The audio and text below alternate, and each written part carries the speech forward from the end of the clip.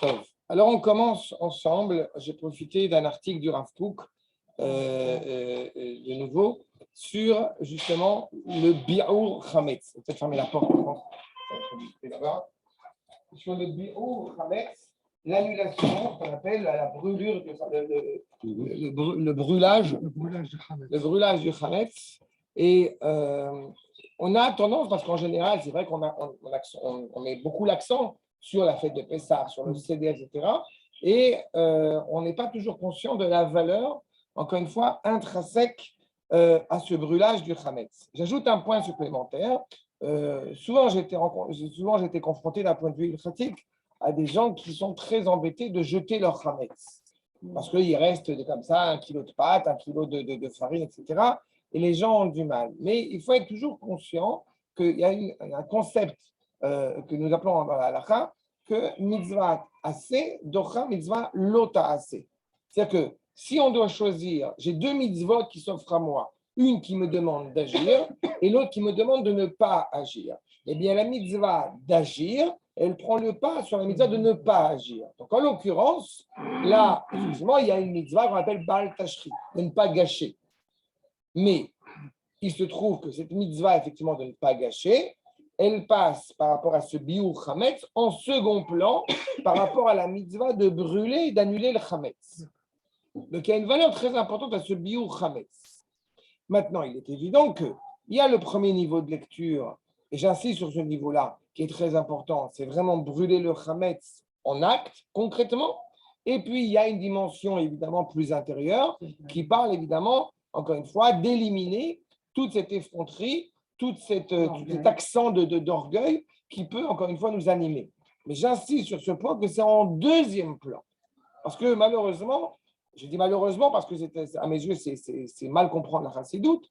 Malheureusement, depuis déjà un certain nombre d'années, alors on a tendance un petit peu à parler du Amalek intérieur, du Chametz intérieur, de ces dimensions spirituelles, et on en oublierait presque, que Dieu ne plaise, que c'est d'abord quelque chose de concret. Oui. J'aime souvent dire que quand on rentre dans Pessah, avant même de rentrer dans Pessah, là, quand tu as dit que toutes les maisons sont pareilles, mais c'est Pessah. C'est ça. C'est-à-dire que quand tu rentres dans Pessah, exactement, dans toutes les maisons, quand on est après Pourim et qu'on commence à se dire, allez, il faut commencer à nettoyer la maison, on sort, allez, non, on ne va pas là, bouge là, arrange-toi. Ça nous fait rentrer dans un environnement déjà, encore une fois, clairement de Pessah. Et c'est du concret. Manitou parlait de cette réalité, encore une fois, où on parle de mémoire intellectuelle et de mémoire olfactive. Il est fondamental, quand on va raconter la sortie d'Égypte le soir de Pessah, on ne peut pas se contenter de la raconter de manière intellectuelle. Ça passe par le moment, comme d'ailleurs il est dans la Haggadah, matzah umarom munachim lefanecha. Quand la matzah et les herbes amères, la salade, la laitue, sont devant toi. On est conscient, encore une fois, de ce que nous sommes en train de vivre quand on a des éléments qui viennent, encore une fois, nous rappeler cette importance. Alors, justement, quand on parle de ce bi'ur chametz, donc c'est un article que le Rav Kook a écrit d'ailleurs pour le grand public, donc des idées qui reviennent, qui sont très profondes, mais qu'il a réussi à élaborer de la manière la plus limpide, ce qui va être pour nous une grande aide. Alors, Chirut ou bi'ur chametz. Le début de cet article, encore une fois, on remarquera, d'ailleurs on va le voir tout de suite, Ele, a Shnaim amesamnim lanu et Chagageula. Voici donc les moments, et surtout les 2 éléments, Chirut et bi'ur chametz, qui viennent évoquer la fête de la liberté. Chirut et bi'ur chametz. Alors, Chirut, on comprend. Ce que nous disons à Pessah, n'est-ce pas, Zman Chirutenu, c'est le temps de notre accès à la liberté. Oui. À la question peut-être que si vous la posez, les nuances entre effectivement Chirut et Chofesh sont 2 notions qui n'ont rien à voir l'une avec l'autre. Quand on parle de Chofesh, on parle essentiellement justement d'une libération physique. Elle va malheureusement souvent en contradiction avec la libération justement de la Neshama. Quand on parle de Chirut, c'est, encore une fois, je répète ce que nous avons coutume de dire pendant la Haggadah, il y a Avadim et Meshuabadim. vous avez deux formes d'esclavage. Vous avez un esclavage qui est un esclavage physique. Je peux être profondément libre à l'intérieur, mais être dans une situation d'exil, par exemple. Mais le plus dramatique, c'est d'être dans une situation d'esclavage à deux niveaux. À la fois mes actes, à la fois mon corps est conditionné par le monde, l'environnement dans lequel je cohabite, et aussi ma pensée. J'ai toujours en tête une anecdote qui n'est pas très réjouissante, mais dans le film La liste de Schindler, là-bas, il y a un prof d'histoire. Et ça m'a toujours beaucoup amusé, beaucoup attendri, quand il dit très fièrement, de manière très émouvante, aujourd'hui, j'ai pu produire une pensée libre. On n'est pas venu m'embêter, on n'est pas venu me frapper, on n'est pas venu me prendre rien du tout. J'ai pu penser librement. Et ça m'avait marqué par rapport à cette notion-là. Quand on est 210 ans en esclavage, frappé, humilié, esquinté, etc., c'est très compliqué de pouvoir avoir un temps de répit, un temps de liberté. Donc, d'abord, Zman Cherutenu, comme on le dira dans la Tefila, le sens, encore une fois, du temps, le sens de l'espace, le sens de ma dignité humaine, c'est évidemment cette notion de Chag HaGeoula. Chag HaPesach, Zman Cherutenu. Pourquoi est-ce qu'il y a cette insistance sur le fait qu'on parle de Chag HaPesach? N'oublions pas que la fête de Pessah, c'est le premier jour. Après cela, si on va au sens obvi de la Torah, après cela, ça s'appelle Chag HaMatzot. D'accord? C'est-à-dire que le premier jour, c'est le jour où on va amener ce sacrifice. Cette capacité à se libérer du joug de la culture des nations est en soi l'expression de cette liberté. Veledorotma anachnu lemedim, mais les shnei anosim alalou, atluim zebazé. Maintenant, au-delà justement de Pessah, qui a donc fêté, qui a été célébré en Égypte, pour toutes les générations, à commencer par la nôtre, qu'est-ce qu'on apprend de ces deux sujets, Cherut et Biur Chametz, qui sont totalement dépendants l'un de l'autre? Parce qu'on les met ensemble. Pas quand on va brûler le Chametz, quand on va l'annuler jeudi soir, quand on va le brûler vendredi matin, il y a cette évocation de liberté. Donc, on rentre déjà dans Pessah en évoquant cette mitzvah. Nous répond le Rav. Atshuva anitzchit, ishetnai ageula, shnaim hema. Répond le Rav, il y a deux conditions essentielles pour que la Géoula, la délivrance, soit pleine.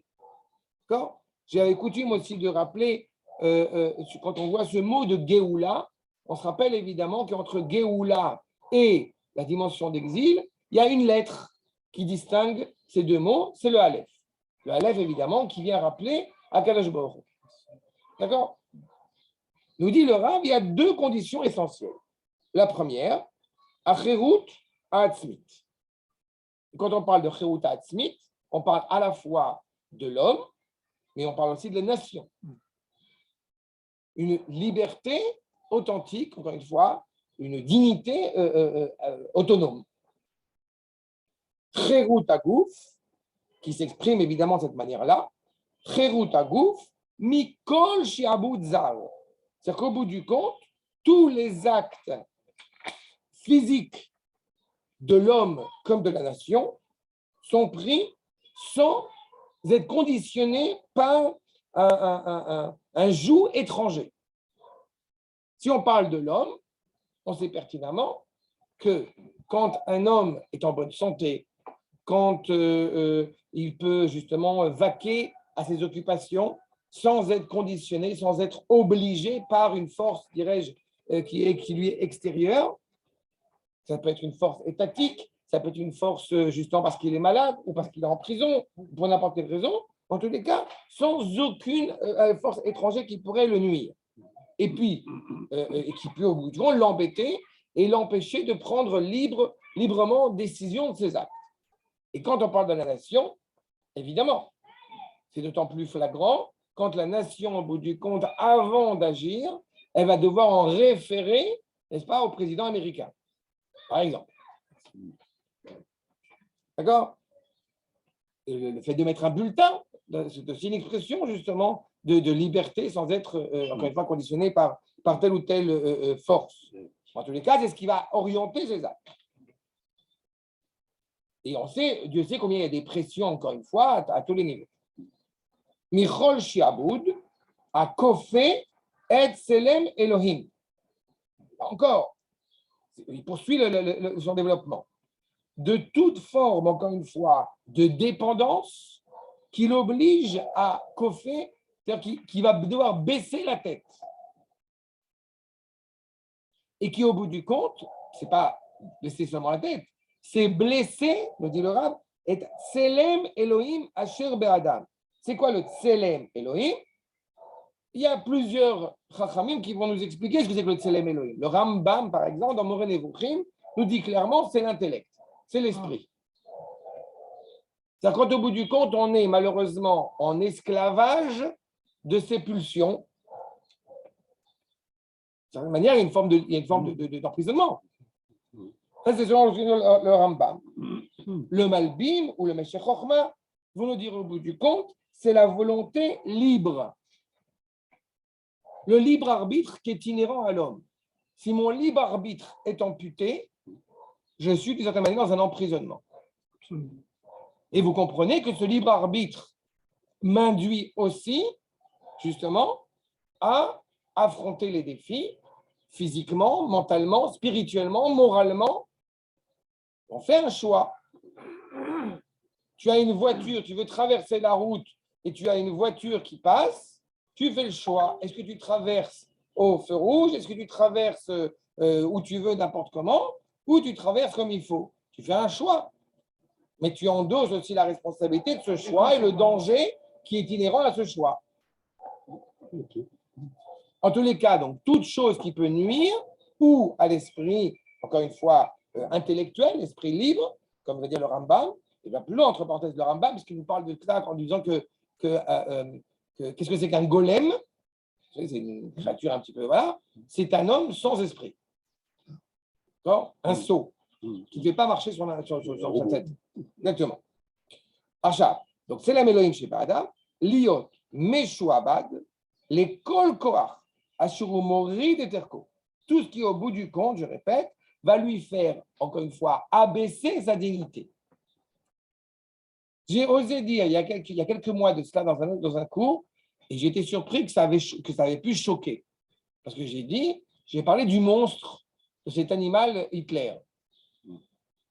Et quelqu'un m'a dit, c'est quand même un être humain. Bah, je ne sais pas, mais non seulement il n'y a rien qui le montre, mais la compréhension de ce que c'est que Adam, d'un point de vue hébraïque, il y a une implication. Bien sûr, ce n'est pas Adam. D'accord? Quelqu'un m'a demandé, là, encore cette semaine, quelqu'un m'a envoyé un message pour demander la place d'un chien, la place d'un animal, la valeur d'un animal et la valeur d'un être humain. Alors, je lui ai demandé, tu parles d'un juif ou d'un non-juif? Mais c'est une vraie question et ce n'est pas du tout méprisant de ma part en le disant comme ça. Non, ce n'est pas du tout méprisant. Mal compris. Ça peut être très mal compris. Ça peut être très mal compris. Exactement. Ça peut être très mal compris. Ça peut être très mal compris pour une raison essentielle. C'est parce que ce qu'on entend de ce que je viens de dire maintenant, et ce que la plupart des gens entendent malheureusement, qui eux se disent très ouverts et très humanistes, et malgré tout, ils disent le chien a moins de valeur qu'un être humain. C'est pas? Il a sa valeur, tout ça. Mais le problème dans cette cette problématique-là, ceux qui sont absolument contre cette idée au bout du compte de hiérarchie dans la création, malgré tout, si on compare un homme à un chien, alors automatiquement, eh bien, la personne est choquée. Et pourquoi serait-elle choquée? Puisque si à ses yeux, il n'y a pas justement de différence entre les espèces, il y a un journaliste qui n'est pas très intelligent, qui se défend en étant anti-espèce, anti-spécies, justement en disant que la valeur d'un être humain n'a pas plus de valeur qu'un moustique. C'est absolument charmant. Mais le fait c'est que en vrai, pourquoi je dis justement qu'il s'agit d'un juif ou d'un non-juif, c'est différent, parce que justement, un chien arrive plus facilement à sa perfectibilité. Le chien arrive à son état de chien assez rapidement. Il y a un tzaddik rapidement. Pas de tzaddik. Pas un tzaddik. Il est juste, disons. Mais non. Le chien, Il arrive à sa condition de chien assez rapidement et ce n'est pas tout à son honneur. Il est chien. Donc l'attente encore une fois, est moins grande qu'on attend de la part d'un chien, mais sa capacité à arriver à sa condition de chien est beaucoup plus rapide. Seulement, ce qu'on attend de ce qu'on appelle un être humain est beaucoup plus élevé. Et donc, sa qualité et sa capacité à y accéder est beaucoup plus complexe. Pourquoi est-ce que je diffère entre un juif et un non-juif?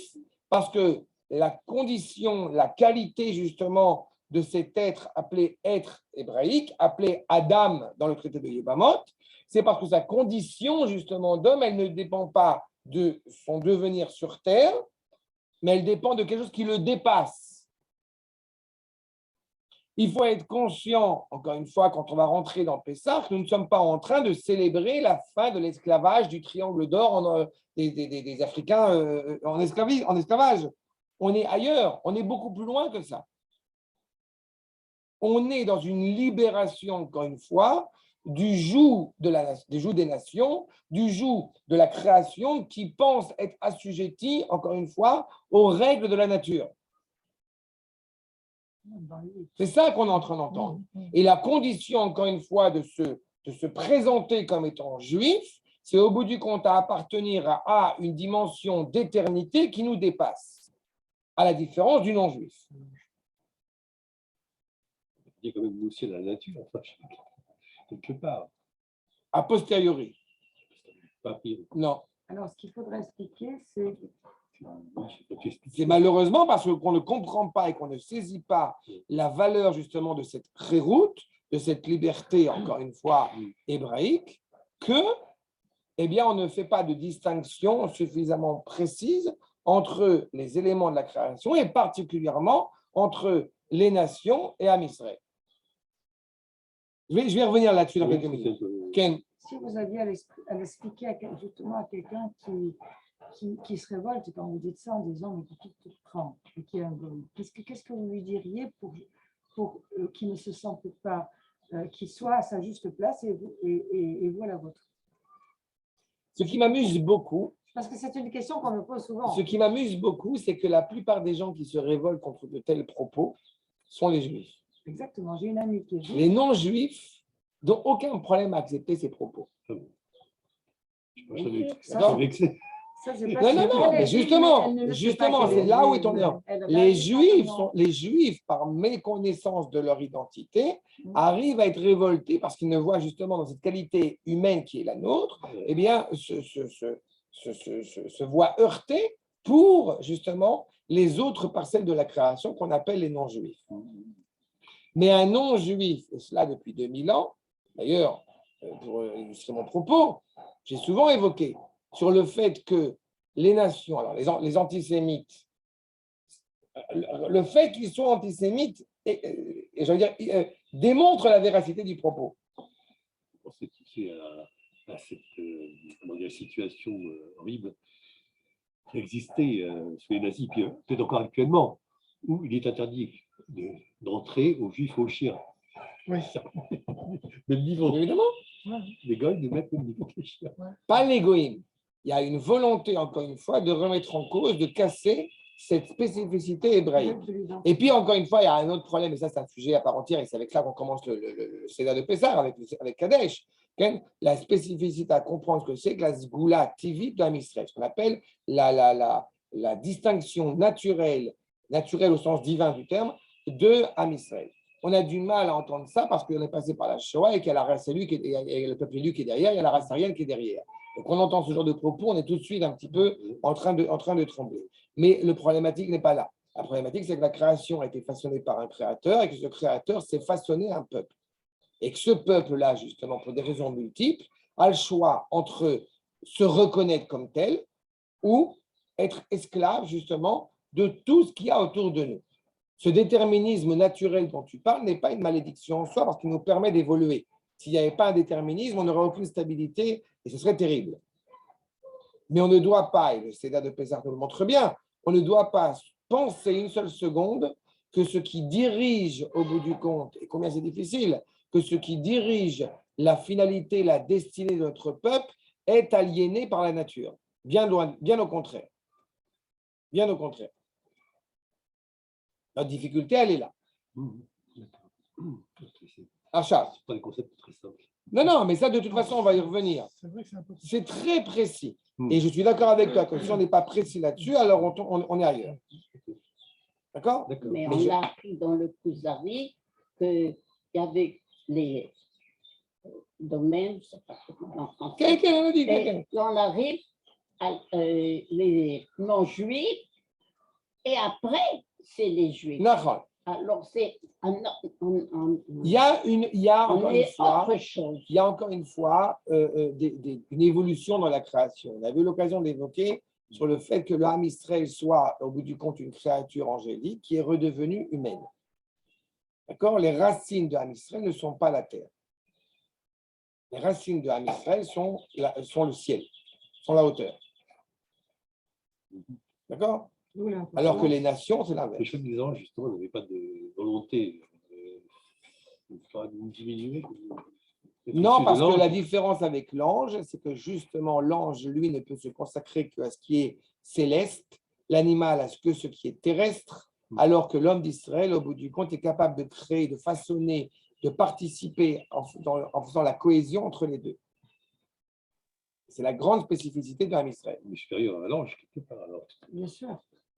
Non, mais c'est pas évident pour Oui, moi. oui, Pour moi, l'ange, c'est supérieur à l'ange.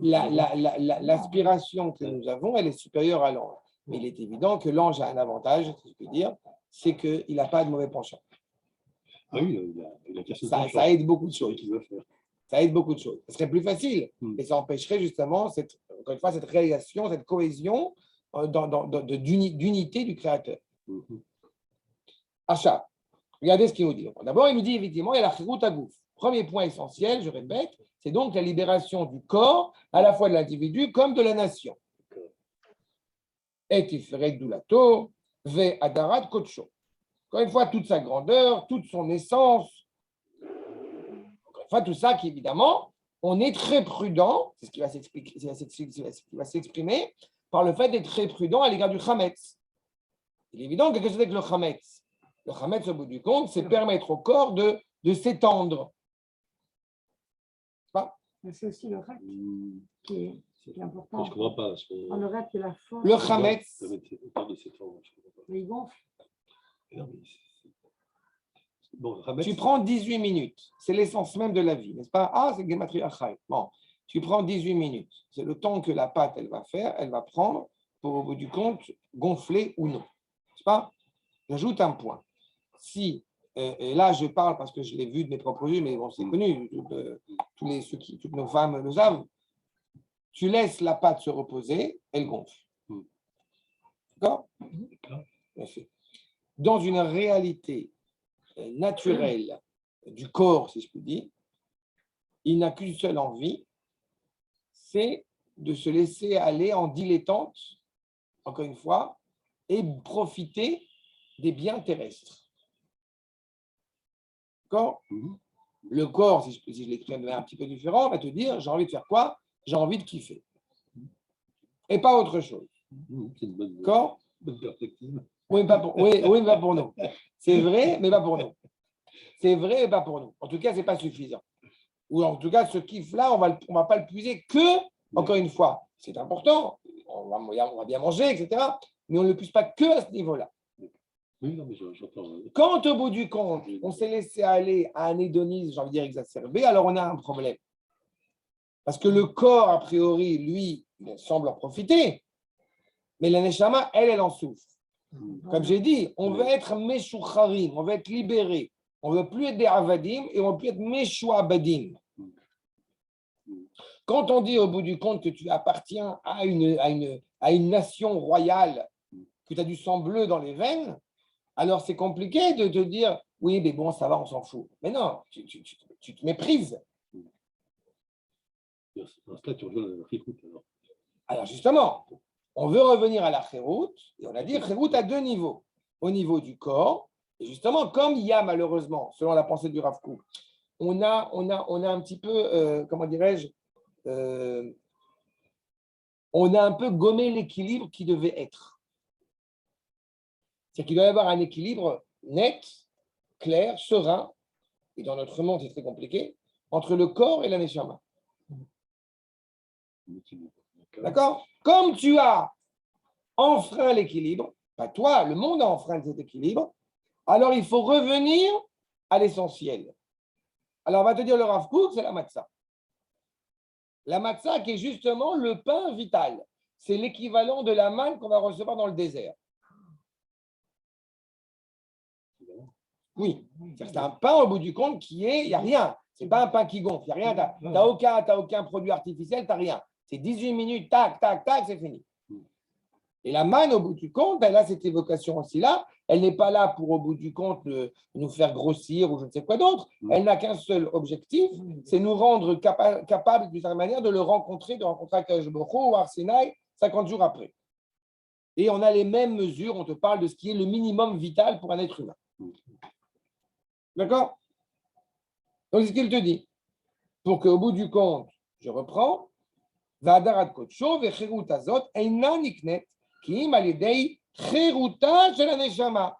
Comment tu peux réellement intégrer cette liberté profonde du corps par la libération de cette Neshama? Tu ne peux pas réellement, encore une fois, sortir libre si tu n'es pas, encore une fois, habité par un idéal de cette Neshama, justement, qui va t'insuffler, encore une fois, la force d'être. L'exemple que je cite souvent, c'est les Juifs qui arrivent dans les années 30 d'Allemagne, à Beth Shean et au Kibbutz d'Eliaou notamment. Ils ne se sont pas demandé, mais est-ce que ça vaut le coup ou ça ne vaut pas le coup? Dans leur costume 3 pièces, c'est qu'il fallait assécher les gays, avec la malaria, avec tout ce que cela implique. C'est exactement la problématique. Qu'est-ce qui les a poussés à agir? C'est la Neshama. Les gens se demandent comment est-ce que des dirigeants actuels avec des aïeux aussi illustres sont aussi malheureusement crétins. Réponse, c'est très simple. Leurs aïeux, ce qui les a poussés à agir, c'est la Neshama. La Neshama, c'est le tremplin. Mais une fois que cette Neshama, encore une fois, elle agit, il faut que le corps suive derrière. Le corps suive son alliance. Mais elles ne peuvent être libérées que par Cheruta Shel Haneshama. Cherut Haruach, exactement. Cherut Haruach, au bout du compte, on voit le gouffre et le Ruach. Tout ça, encore une fois, est conditionné, je répète, par l'annulation de ce Chametz. Mikol Mashehu, puisqu'on sait que la différence de toute l'année, à Pessah, même 1/60 ne va pas annuler le Chametz. Mikol Shehu. On est très prudent. Mikol Shehu Mate Oto, tout ce qui peut encore une fois le faire trébucher, l'amener par erreur, Mi Mesilata Ayeshara, de ce cheminement droit Ve'aitana, et stable et solide, Ayetsuka, Bemauto Atzmit, qui lui est donné, qui circule, j'ai envie de dire, à l'intérieur de lui, qui est vraiment profondément en lui. J'ajoute un point, et à mes yeux, ce n'est pas un hasard si le Rav utilise cette expression de Eitan, parce qu'on se rappelle que Eitan, c'est les patriarches. Yerach Eitanim, le mois de Tishri, où traditionnellement les patriarches sont nés. Avraham Avinu qui est appelé chez le prophète Eitan à Ezrachi, parce que justement, il est fort, il est stable. Tu ne peux pas accéder à ton authentique liberté si tu ne te rattaches pas d'abord et avant tout à Avraham, Isaac et Yaakov. Le souffle, encore une fois, qui nous anime. Quand je dis Avot, je dis Maot, évidemment, c'est dans les deux sens. Avec Elou, Shnei Sugi Acherut, Einam Baim, Ve'ein Adam Betor Ishiyut Pratit, Ve'lo Ha'am Betor Kibbutz Shalem, Baal Ruach Miyuchad, Zoche Lahem. Oh, là, le Rav dit quelque chose qui semble-t-il, justement, est aussi surprenant, c'est qu'on ne peut pas intégrer ces deux dimensions de liberté, ni à l'échelle individuelle, ni à l'échelle collective, de simplement se retrouver, encore une fois, sur une même terre, complet, on ne peut pas les avoir. Alors, qu'est-ce qui peut nous permettre d'y arriver, d'y accéder? C'est-à-dire, le Rav, on ne peut pas y accéder si on n'a pas d'abord fait le tri. Si on n'a pas d'abord fait justement, encore une fois, on s'est profondément libéré avec une mûre réflexion sur cet accès à cette liberté. C'est pour ça que la phrase n'est pas finie, qu'on ne peut pas atteindre à ça, Baal Ruach Miyuchad Zochelahem, ki im al yedei abi'ur mikol gvulo et kol davar ama'akev et cheruto. Tu ne peux pas faire ça si d'abord et avant tout, eh bien, tu ne brûles pas, tu ne consumes pas tout ce qui, au bout du compte, te met dans des frontières qui vont attarder cet accès à la liberté. Et c'est important parce que quand on parle des fêtes, chez beaucoup de familles, chez beaucoup de gens, j'ai souvent entendu cette expression, la fête, c'est l'occasion pour la famille de se réunir. C'est très sympathique, mais ce n'est pas le but de la fête. Ce n'est pas le but de ce qu'on appelle en hébreu mo'ed. Le but d'un mo'ed, c'est l'idva'adot, c'est de rencontrer Akash Borou. C'est qu'est-ce qu'au bout du compte, je vais pouvoir renforcer, améliorer, intégrer dans ma rencontre avec Akadosh Borou, ou plutôt dans la rencontre du peuple juif avec Akadosh Borou, en cette fête qui diffère de la fête de Sukkot, la fête de Shavuot, etc., etc. Ça ne veut pas dire que la fête ne doit pas se passer, tu peux en témoigner, ça va, que la fête ne doit pas se passer dans un cadre sympathique, jovial, en famille. Mais la finalité, elle n'est pas là-bas. C'est qu'est-ce que je vais libérer. C'est pour ça qu'à chaque fête, encore une fois, dans la Tefila, on insiste sur quel est le sentiment, quelle est la qualité qu'on va mettre en évidence. À Pessah, Zman Cherutenu. À Sukkot, Zman Simchatenu. Shavuot, Zman Matan Toratenu. Chaque fête, elle a encore une fois un sens qui lui est bien précis. Et donc, il est clair que pour accéder à Pessah, cela implique encore une fois l'annulation du Chametz. La brûlure pleine de ce Chametz. Chez Echemtso Aseor. La Gemara nous dit qu'est-ce qui nous empêche au bout du compte de faire les misotes comme il faut? Aseor Shebaïssa. C'est quoi Aseor Shebaïssa? Traduction littérale, la levure. Sauf que c'est le Yetzera, c'est le mauvais penchant. Il n'y a pas de levure. Il n'y a pas de levure dans la farine.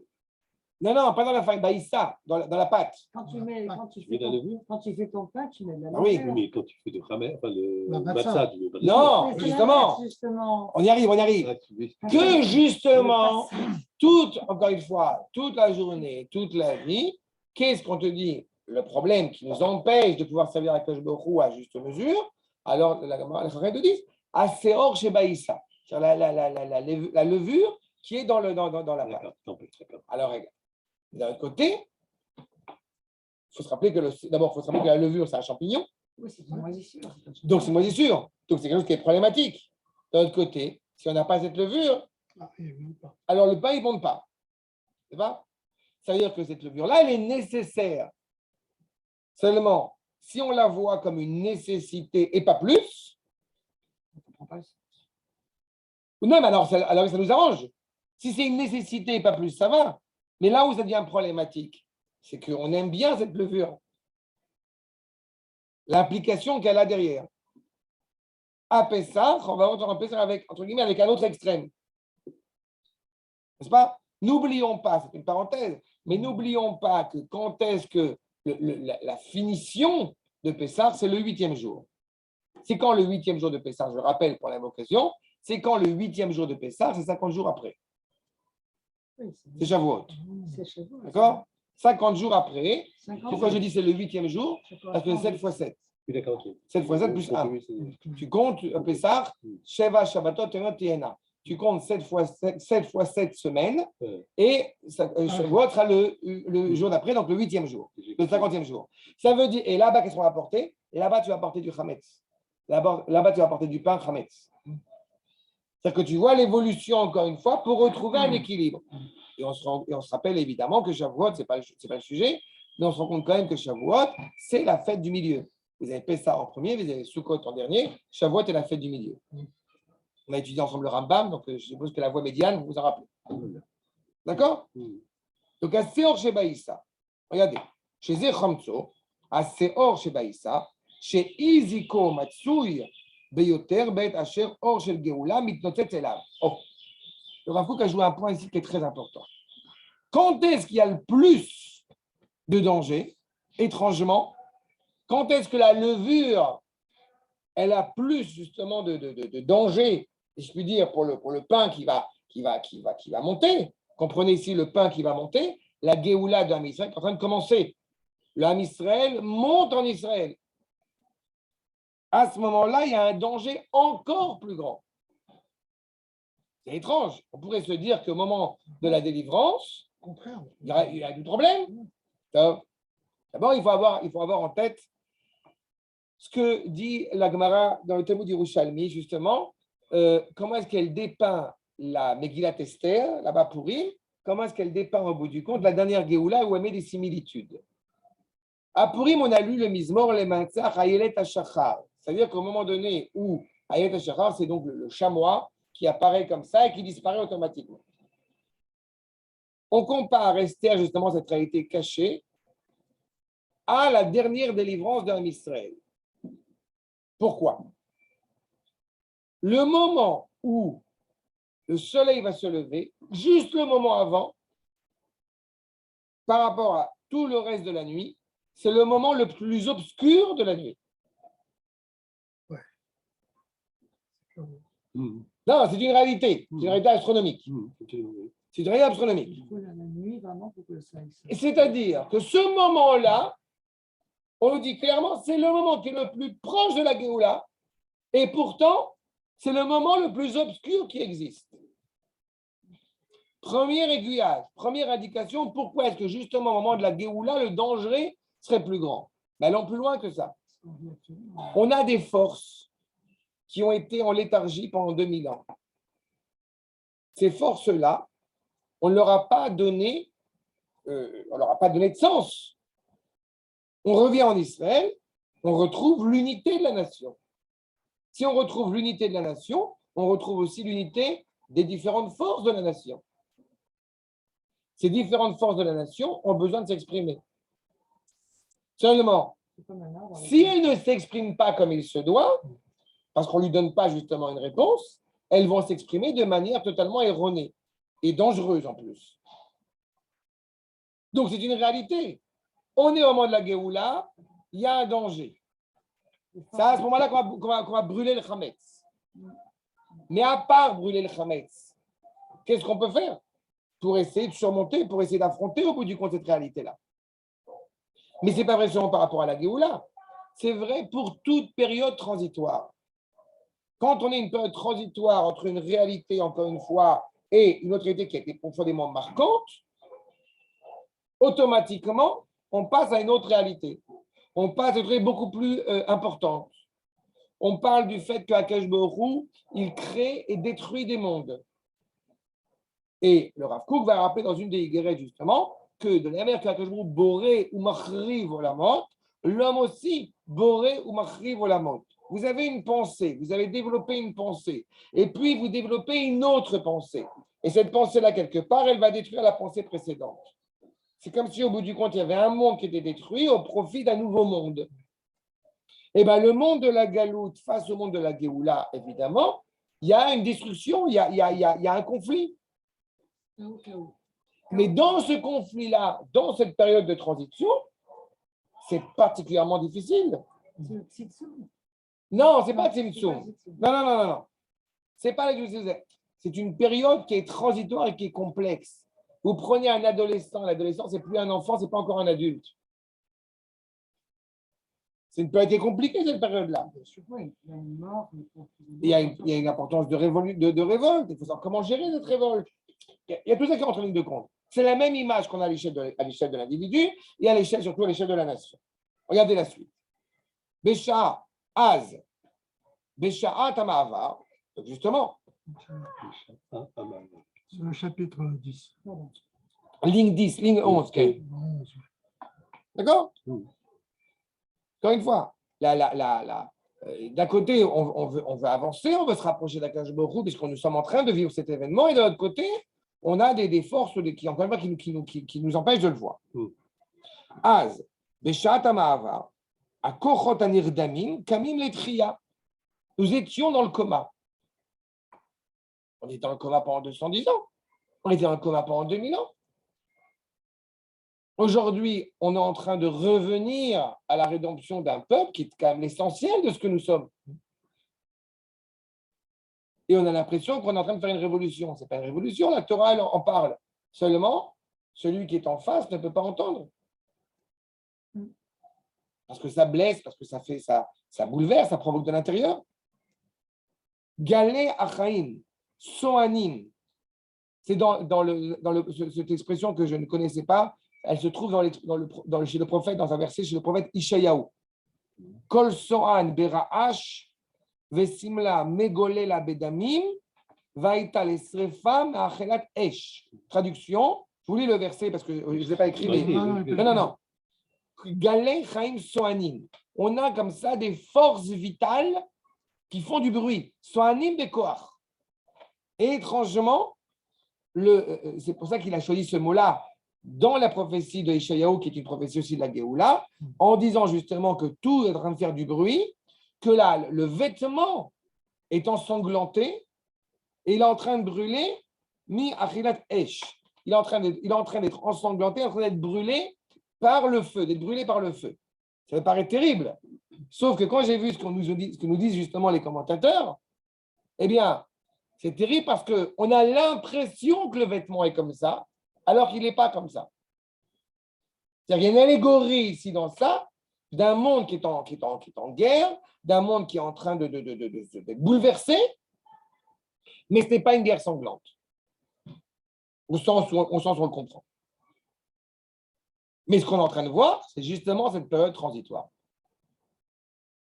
Ou bisman atsissa, vous voyez, au moment où ça bouge, il y a des éclairs comme ça, mitorerim gam asigim anafshim vagufanim yachad. À ce moment-là, eh bien, il se passe quelque chose d'absolument, j'ai envie de dire, terrible, c'est que toutes les scories, à la fois spirituelles et à la fois physiques, ensemble, sont en train de se réveiller.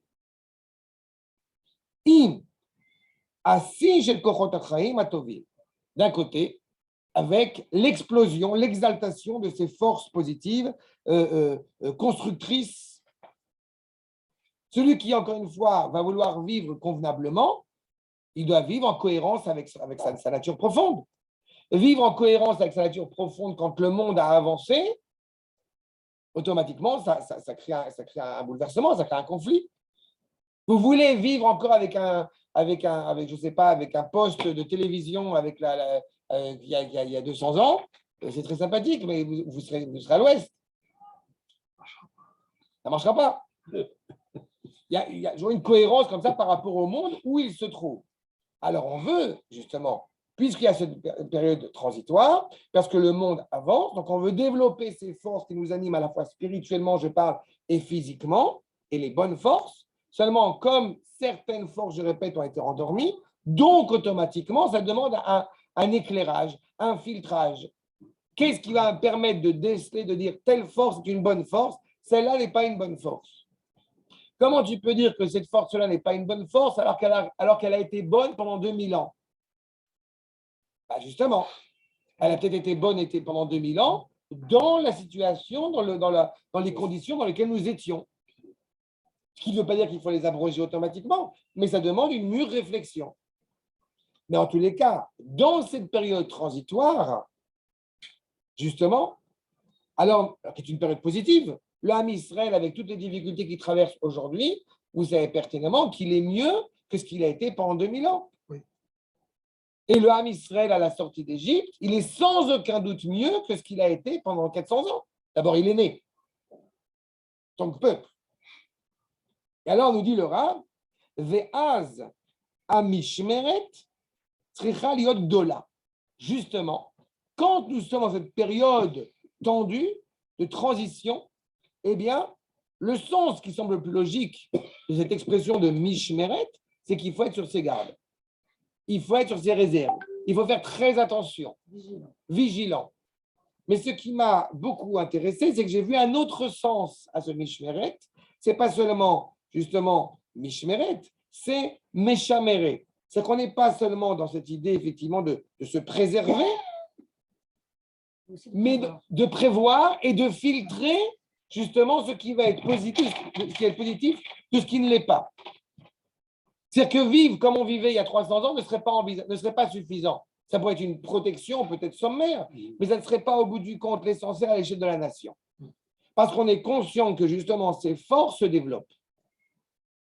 C'est pour ça que, je vous donne un petit peu un aiguillage, ce n'est pas hasard si le titre, c'est justement Khérout et Biur Hametz.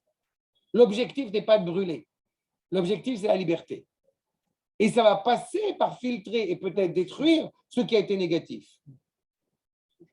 Mais certainement pas l'idée de détruire pour détruire. Certainement l'idée au bout du compte de dire non, on ne regarde pas ce qui se passe dans le monde. C'est la transformation. L'heure la plus sombre est l'heure la plus proche de celle du lever du jour. C'est, voilà. Achal. Meshamed le Tralot Godola. Vechaloutse Geoula. Justement, ceux qui appartiennent à cette génération transitoire, Chaloutse Geoula. Comprenez que, au bout du compte, c'est tous, quand le Rav parle de la génération de la Géoula, c'est nous tous. Même s'il y a 80 ans, mais c'est nous tous qu'on parle. Nous sommes dans cette période transitoire. Ceux qui, au bout du compte, sont en train de planter les graines pour cette délivrance. Chez Mador, Kulo, chez Uzoche, Gvar, Lirod, Be'enav, et Reshit, Anitzanim, chez Tzmichat, Geoula. Ceux qui ont le privilège de voir de leurs propres yeux les prémices, les premiers bourgeonnements de la délivrance. Nous, Il y a 200 ans. 80 ans. Il y a 80 ans. Il a connu le début de Rav Kook. Oui, Bien sûr. Il a vécu, effectivement. Mais encore une fois, depuis déjà 300 ans, on commence à avoir des signes. D'accord? Ah bon. Évidemment, tu as les élèves du Gras, bien sûr, tu as 200, 300 ans. Mais encore une fois, on parle de ces premiers éléments-là que nous sommes en train de vivre. Ce qui est absolument terrible et à la fois j'ai envie de dire d'excitant, c'est que ce que nous voyons dans ce processus de délivrance, on en connaît les sources, on en connaît les références, ce qui ne les rend pas toujours plus faciles et plus légères. Mais en tout cas, on les connaît. Donc, Reshit Anitzanim, Shel Tzmichat HaGeula, Chayavim Liot Betocha, Amon Marchevot et Zvarot.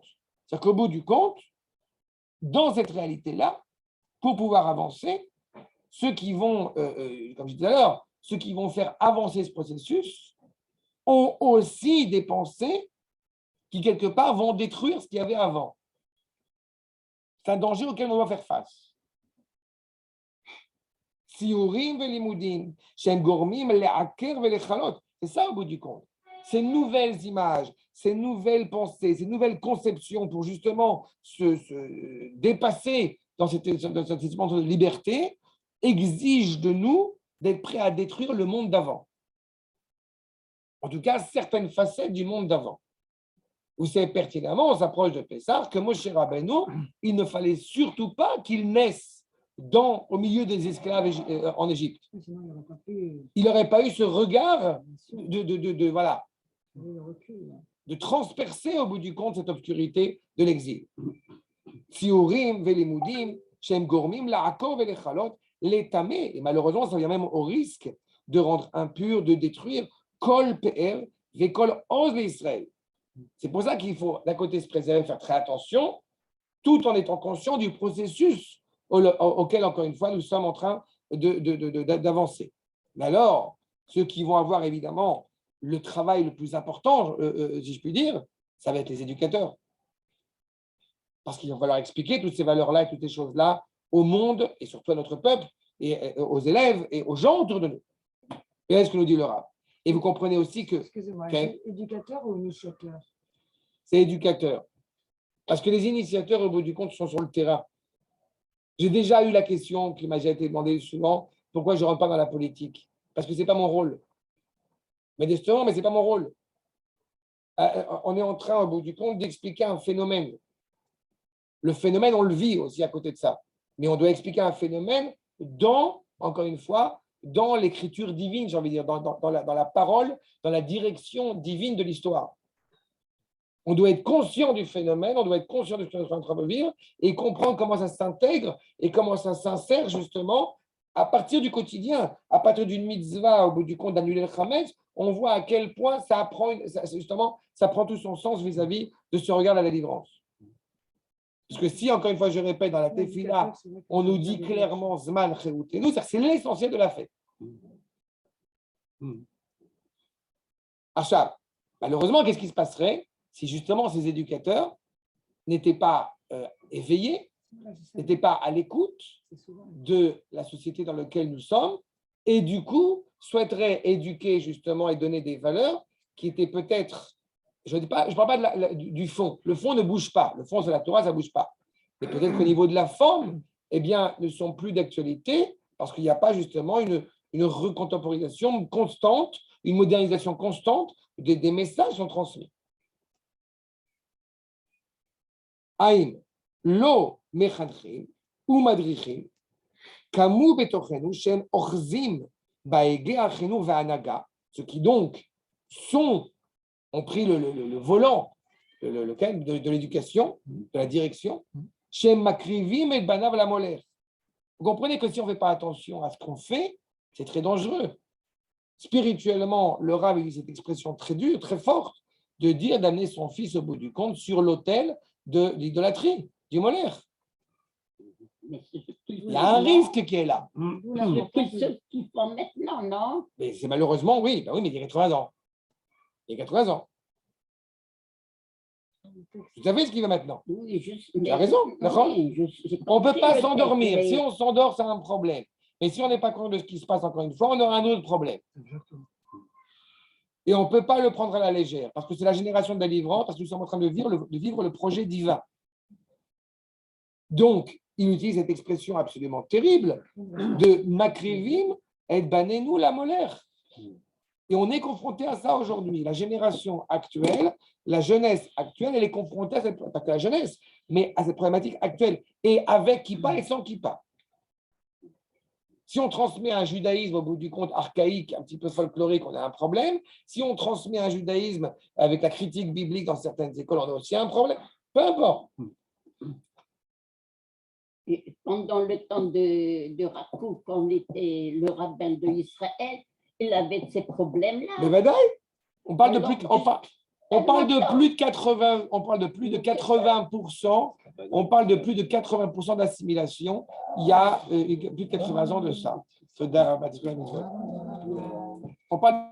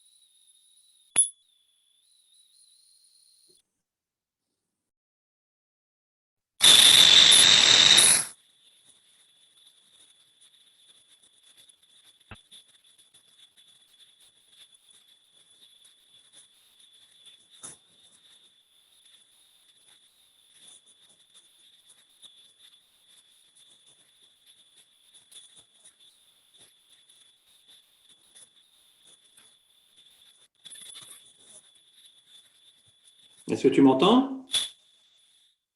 On ne t'entend plus, on a une espèce de sifflement.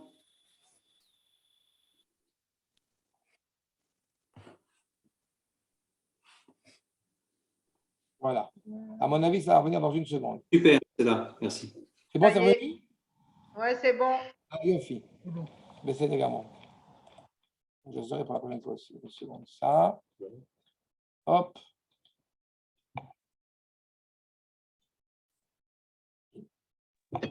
Parfait. Bon? Voilà, par C'est contre, ok, je vais reprendre l'enregistrement tout de suite. 12, je crois. Hein, je crois. Je vais me préciser. Qu'est-ce que j'ai dit de quoi? Hamouda, ça veut dire ma douce. Hamouda, c'est oui, Douce. ma douce, oui. Ma douce, mon. Mini.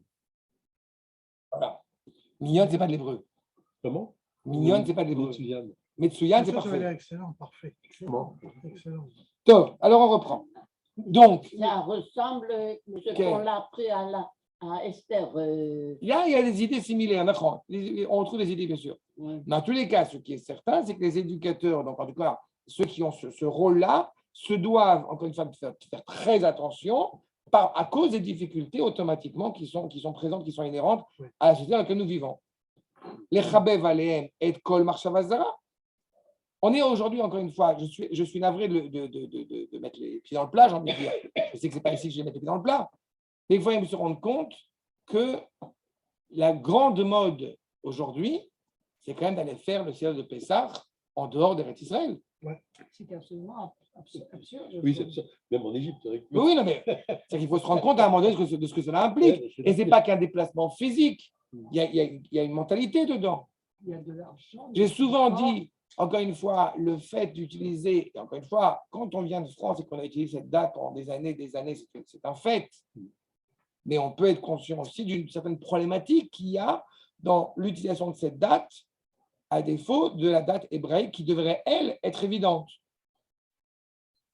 Et encore une fois, c'est un reproche, c'est juste, ça montre bien, encore une fois, parce que quand on a grandi 20 ans, 30 ans, 40 ans, 50 ans en dehors d'Israël, on est dans cette réalité, on peut comprendre. Mais en Israël, il m'est arrivé souvent, malheureusement, de rencontrer un certain nombre de nos compatriotes israéliens, la date hébraïque, ils ne la connaissent pas. Bien sûr. Là, on a affaire à autre chose. On n'est plus dans une réalité parce qu'on a vécu l'exil. Non. On est dans une réalité où il nous faut retravailler pour retrouver justement cette identité authentique. Il y a un C'est un grand débordement de problème. l'occidentalisation Exactement. générale. Donc, c'est vrai que moi, j'ai eu ce cas-là à la banque. À la banque, on m'a dit, mais c'est quoi la date? C'est quelle date hébraïque? Je ne sais pas moi qui vais vous dire, je ne sais pas. Oui, mais c'est terrible. J'étais surpris que la personne qui Voilà. était israélienne m'a dit ça. Et c'est ça qui est absolument terrible. Ce n'est pas seulement le fait de ne pas le connaître, c'est le fait en plus là de prôner, encore une fois, exactement l'inverse. Parce que Cette réalité-là, qu'il n'y avait que les dates bien sûr. du calendrier, etc. Mais c'est pour ça que le bi'ur Hametz, vous comprenez à quel point il prend tout son sens. On n'est pas en train de brûler parce qu'on a un kilo de pâte ou pas. Ça va beaucoup plus loin que ça.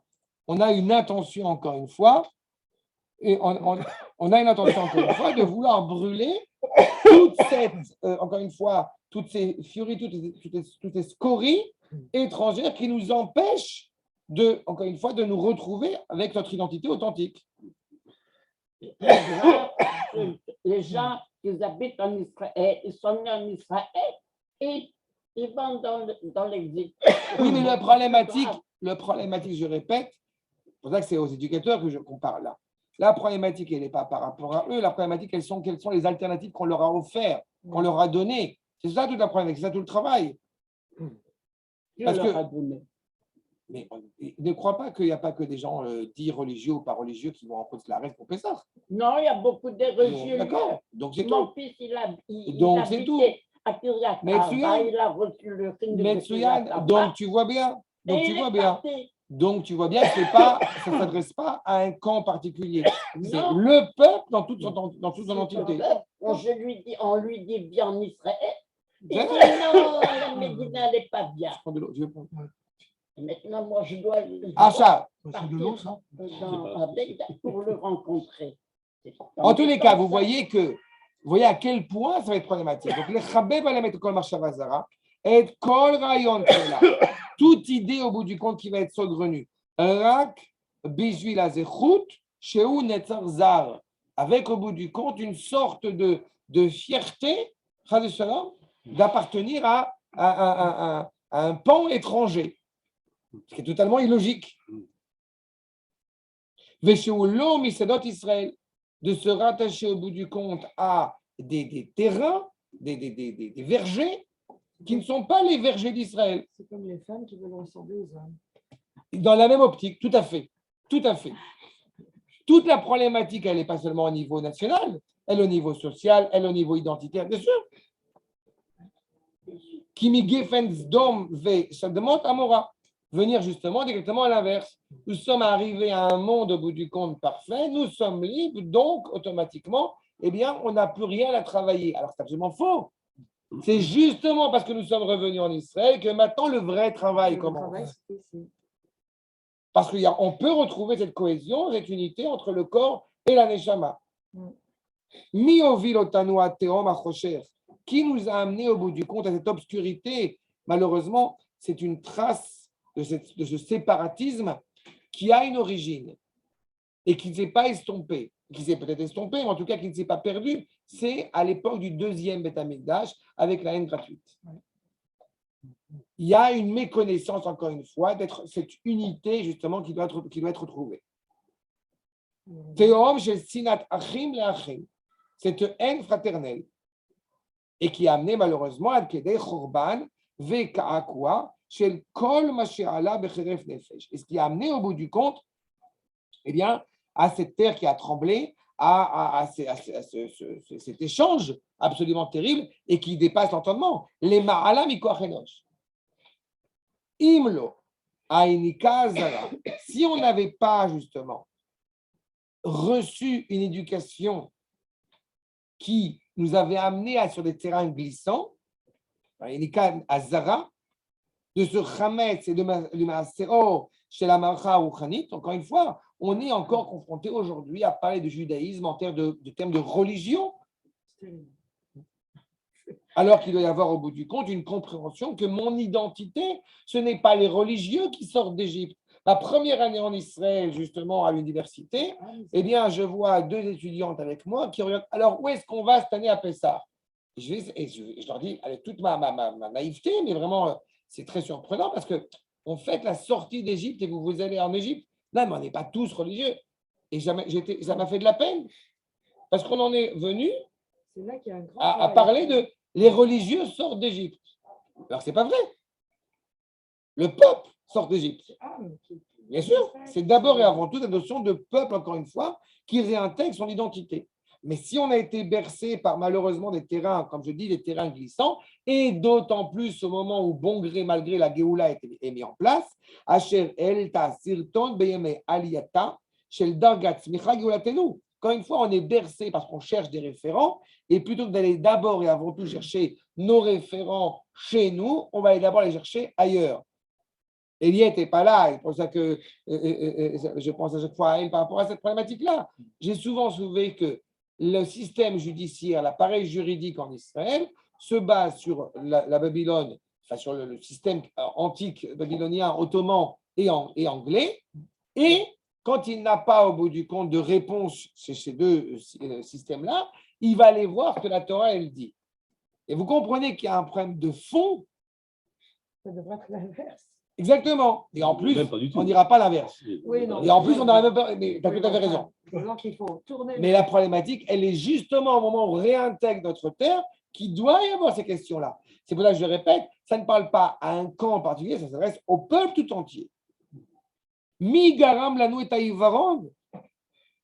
Et là encore, malheureusement, quand certains sont tellement aveuglés pour 1000 et une raisons de ne pas voir le processus à la fois exceptionnel que nous sommes en train de vivre et à la fois avec toute cette complexité et toutes ces tensions, mais c'est terrible.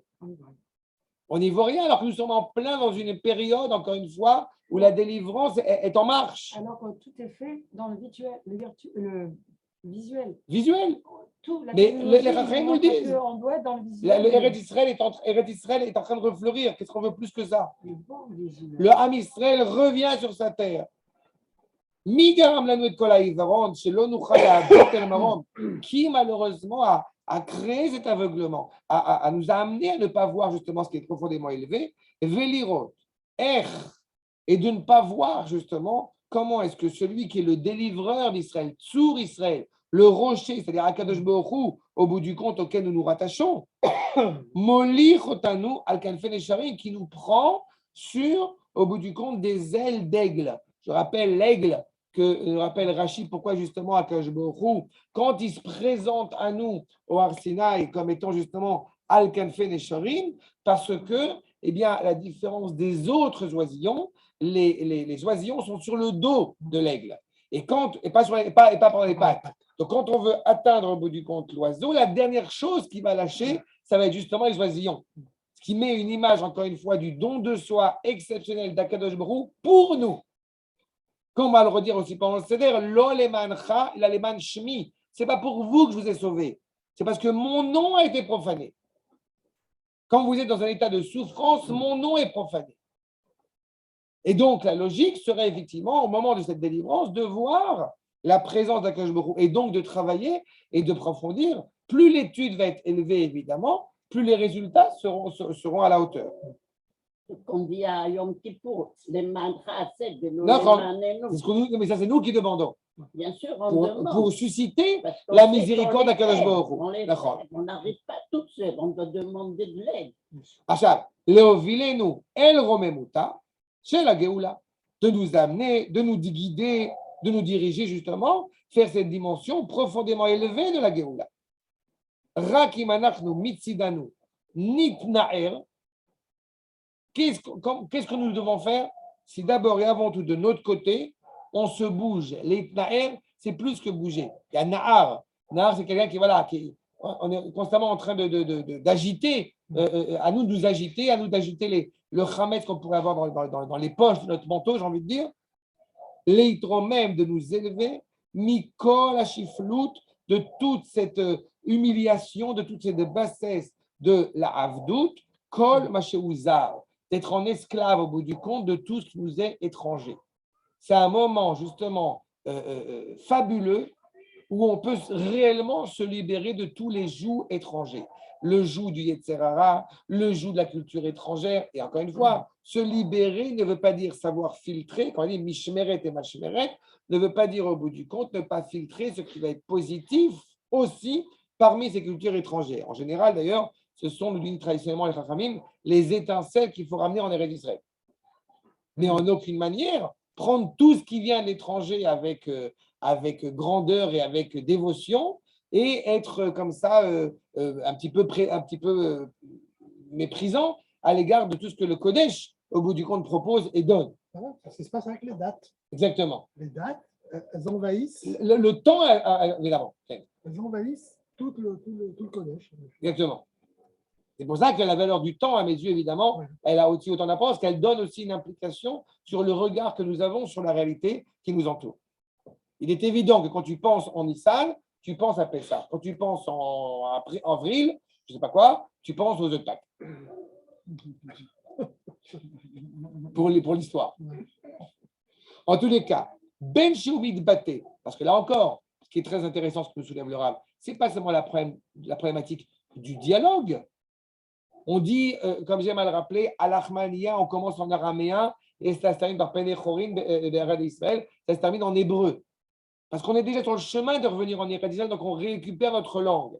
Mais le Rav Kook insiste sur ce point, que ce n'est pas seulement parce qu'on va parler justement en français qu'on ne peut pas dire du Kodesh, ou parce qu'on va parler en hébreu qu'on ne peut pas dire du Takodesh, malheureusement. C'est pour ça qu'il insiste. Même si au bout du compte, on va le déguiser en Kodesh, ça ne fait pas du Kodesh. C'est ça le problème.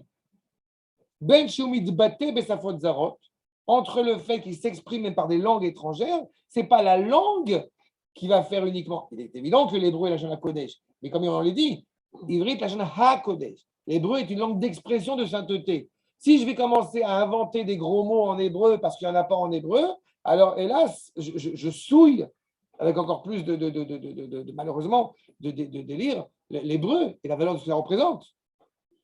Ben shu besfatenu, anu imrak ruchenu uzar ve'arsilanu.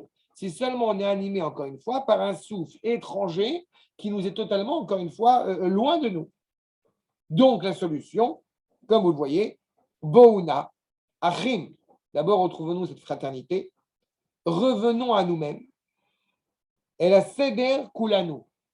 Pourquoi est-ce que justement on parle de la nuit du Seder? Nous rappelle notamment le Maharal sur le fait que cette nuit-là, on a la possibilité de comprendre comment est-ce que Akadosh Baruch Hu Mesader et Hashgacha Aleinu.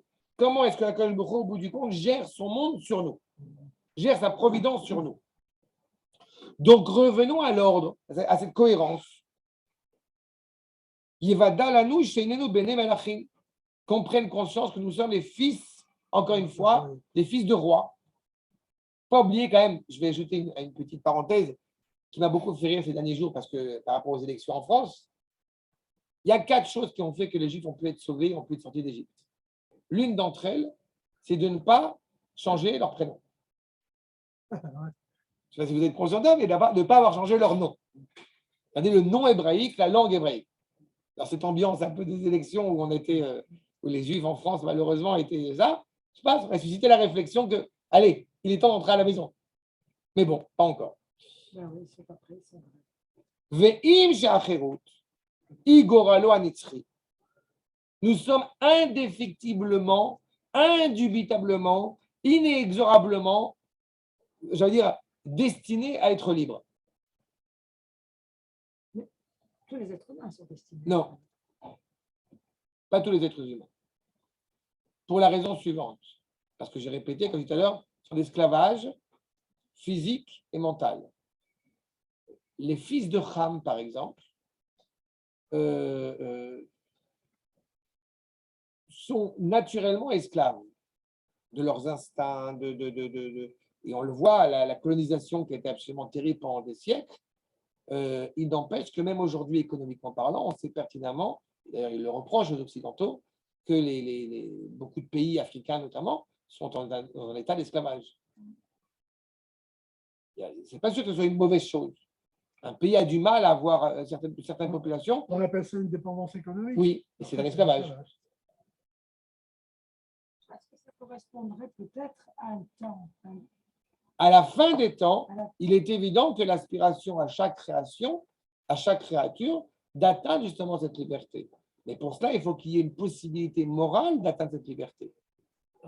Oui. Toute nation n'est pas vouée à être libre. Le Ham Israël est voué à être libre. Ça vient de nous. Exactement. Exactement. Mais l'impulse vient de nous, mais Toujours. et il y a des temps décalés selon les nations. Exactement. Et ça partira de nous, bien sûr. C'est pour ça que c'est Goralo Anitzri. C'est sa destinée.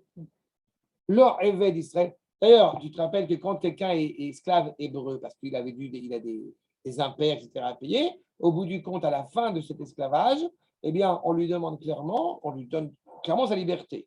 Et dans le cas où il refuse cette liberté, parce qu'il est plus à l'aise d'être justement dans une maison d'esclave, on lui fait un trou dans l'oreille. Tu n'as pas entendu la Torah au Sinaï comme il fallait. Ça montre bien à quel point la notion de liberté, elle est fondamentale. La notion de dignité, de responsabilité, elle est fondamentale.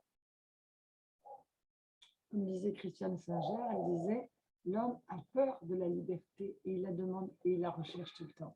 Il est dans ce paradoxe. Sauf que nous, on sait à quoi on s'attache. Parce que cette liberté, justement, elle est inhérente à nous. C'est-à-dire que même, encore une fois, les autres esclaves, justement, on a cette capacité à prendre des esclaves, que ce soit des esclaves hébreux et des esclaves non juifs. Et si, par exemple, on veut leur faire des enfants, on va regarder ces enfants, ils seront déjà nés esclaves en tant que tels. Ce n'est pas le cas pour le peuple juif.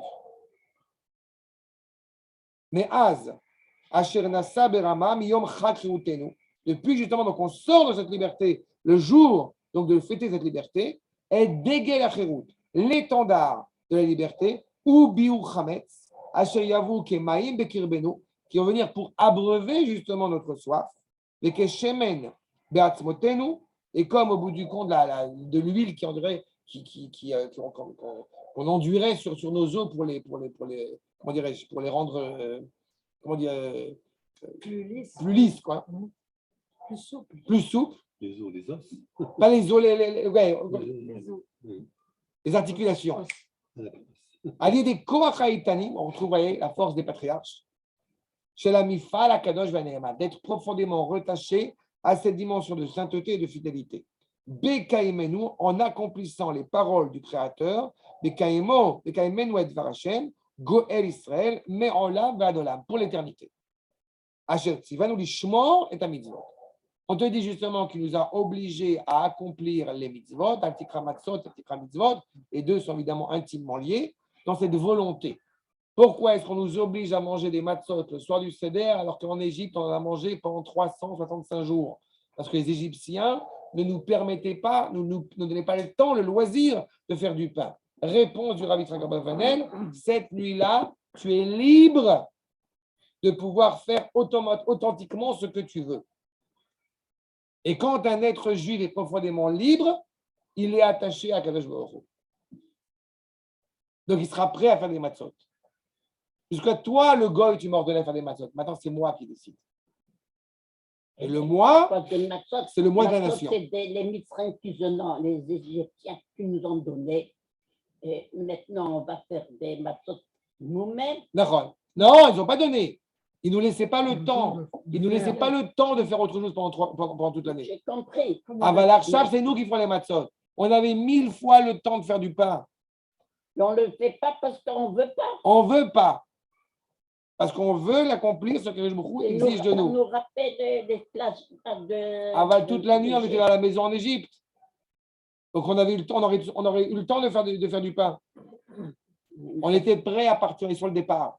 Exactement. Ils avaient le On temps avait de le temps prendre avant. des toupis, mais ils avaient On le temps avait de le faire temps. n'importe ce qu'il a voulu. On avait le temps, mais on ne veut pas le faire. Parce qu'on veut être profondément libre. Être libre, c'est à un moment donné, quand on prend justement ces décisions avec cohérence. Avec, encore une fois, comme je l'ai dit, physiquement et mentalement.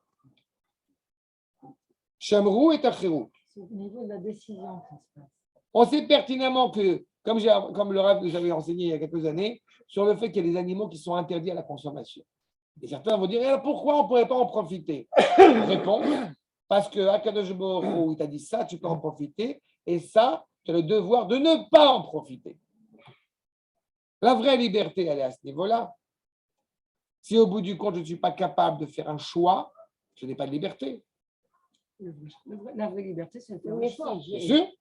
c'est le choix. Alors j'en profite. Pourquoi je vais faire ce que C'est l'on veut profiter, non, parce que ce n'est plus justement la neshama qui va choisir en parallèle avec le corps. C'est le corps qui ne pense, comme on l'a dit tout à l'heure, qui ne pense qu'à profiter physiquement, matériellement de la réalité. Nous, on veut profiter des choses à l'échelle de l'éternité, à l'échelle de l'absolu. Et la matzah, c'est l'absolu. La matzah, c'est le pain qui est toute l'année dans le Beth Amikdash. Donc, c'est le pain parfait. Les panim et matzah. Nachon. Acha. Pourquoi ils décident autrement? Non, c'est matzah, c'est pas matzah comme la matzah, mais c'est pas du chametz. Il n'y a pas de chametz dans le Beth Amikdash. Asher, c'est va nous. Maintenant, on apprend des Torah, on voit là-bas qu'il y a des chametz. Non, c'est pas du chametz. Non, nous, on ne va pas faire des chotron Mikdash. Metzora, Rikikim, il n'y a pas de chametz. C'est Kemar, c'est pas chametz. Le Réapani, c'est pas chametz. Asher, c'est va Ishmor et Mitzvot. Shamrou et Acherut. Ved Biur chametz. Soyez prudents justement dans cette volonté d'accéder à la liberté et de vous libérer de tout ce qui va nuire à cette liberté. Et là, grâce à cela, nous sommes certains que et encore une fois, en revenant pleinement à notre identité, nous sommes certains que la Géoula, eh bien, s'achèvera, arrivera à son apogée très vite. Donc, plus la réflexion, et encore une fois, c'est ce que je fais depuis maintenant quelques semaines, plus la réflexion, le sens de Pessah, les cours que modestement j'ai donnés et que je continue à donner sur la Gala, sur Pessah, plus, encore une fois, on a intégré ces valeurs-là, vous êtes conscients, et là, encore une fois, je étudie ensemble depuis quelques années, combien on rentre dans Pessah de manière différente, avec une pensée différente, avec une pensée plus profonde. Alors que si on ne fait pas cet exercice-là, nous sommes encore une fois malheureux dans le folklore, dans l'histoire, dans le musée, et il n'y a rien de plus dramatique que ça. D'accord? C'est clair? Le problème, c'est Tout à que. fait. Non, mais c'est une raison, mais simplement, cette leçon, effectivement, nous met dans les réalités de cette